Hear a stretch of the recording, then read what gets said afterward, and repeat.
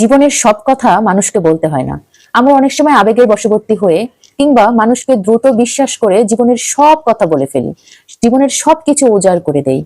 মনে রাখবেন, আপনার জীবনটা হয়তোবা একটা খোলা বই, কিন্তু তার সব পাতা সবার পড়ার জন্য নয়।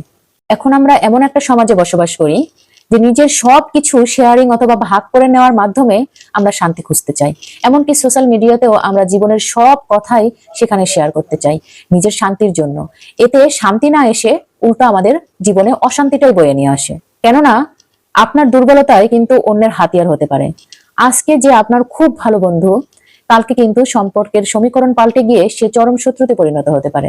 তখন আপনার জানা অজানা যত গোপন কথা আছে, তখন সে সেই কথাগুলোকে হাতিয়ার হিসেবে ব্যবহার করবে এবং আপনাকে কষ্ট দিতে থাকবে। আপনি যখন অতীতে ফেলে আসা আপনার ভুল কিংবা গোপন কোনো কথা কাউকে বলেন, সেই মানুষটি তখন আপনাকে অতীতের চশমা দিয়েই দেখা শুরু করে। আপনি বর্তমান কিংবা ভবিষ্যৎ যাই হোক না কেন, সে আপনাকে বিচার করবে আপনার অতীত দ্বারা। আপনার বলা সেই পুরনো গল্প দিয়েই আপনাকে মূল্যায়ন করবে। এছাড়াও গবেষণায় দেখা গেছে, আপনার বড় কোনো পরিকল্পনা কিংবা অন্য কোনো লক্ষ্য যদি কাউকে বলে বেড়ান, তাহলে আপনার মস্তিষ্ক একটি মিথ্যা তৃপ্তি পাবে। সেই মিথ্যা তৃপ্তির জন্য আপনার মধ্যে স্পৃহা, উদ্যম সবকিছু কমে যাবে, ফলে আপনি লক্ষ্যভ্রষ্ট হতে পারেন।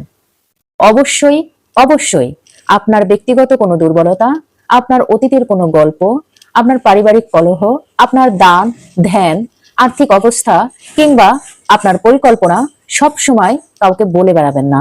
এগুলো গোপন রাখাই হচ্ছে একটি শিল্প, যার দ্বারা আপনি উন্নতির শিখরে খুব দ্রুত পৌঁছাতে পারবেন। এগুলো বলে বেড়ানোটা খুব একটা প্রয়োজনের মধ্যে পড়ে না। তাছাড়া নিজের সবকিছু বলে দেওয়া কোনো সততার মধ্যে পড়ে না, বরং সবকিছু না বলাটাই ব্যক্তিত্বের গভীরতা।